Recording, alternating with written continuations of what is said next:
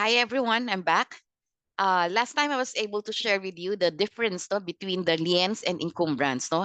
Now I would like to share with you ano ba yung different types of liens. But before I continue, I would like to ask from each one of you to please like, subscribe, and share no, my YouTube channel, Gold Yong Kura, and my FB page, Prof. Gold Yong Kura.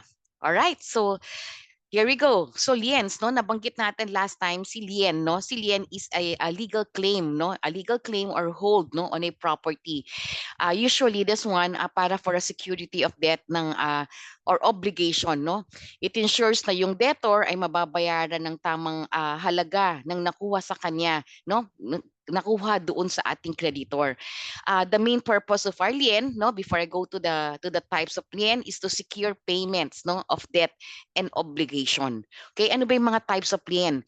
First is we have the mortgage lien, no. Once you say mortgage lien, this is a lien to a property to secure repayment of mortgage loan, di ba? This is like when you take a loan to buy a house, no, the lender places lien, di ba, on your property until you pay off the loan. Ito yung makikita natin sa likod na minsan nakaprenda pa kay bangko, no? Ito yung mga naka-bank financing. Ito yung mga ginagamit dito. We call it mortgage lien.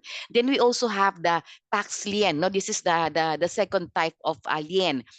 Tax lien. Pag sinabi nating tax lien, this one is imposed by the government for unpaid taxes, no? Pag hindi tayo nakapagbayad ng ating mga property taxes na amilyar, no, the government can place a lien on our property. So we have to be mindful about the dues of our taxes of our amilyar, no? Kasi pwede mangyari na magkaroon ng tax lien. The third we have is the mechanics lien. Ano ba yung mechanics lien?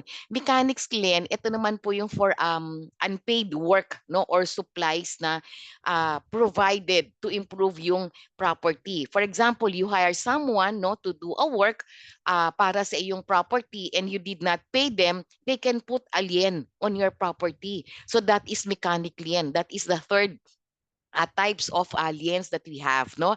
Uh, Fourth type that we have, no, is the judgment lien. Ano ba si judgment lien? Judgment lien, this one is resulting from a court judgment, no?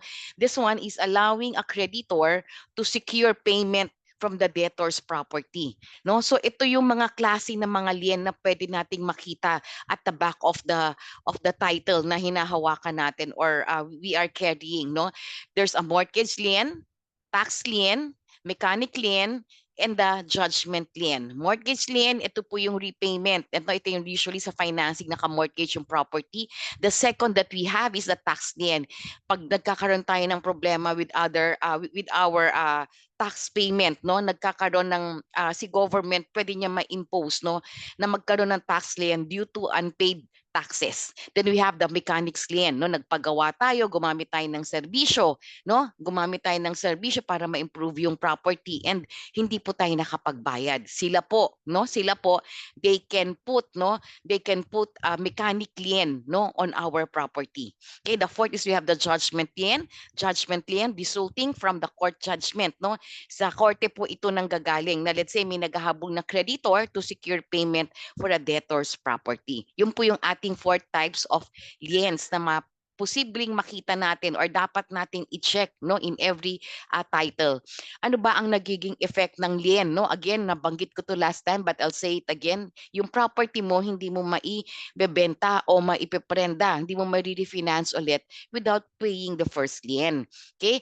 Ang priority natin si liens, no, si liens have a priority order.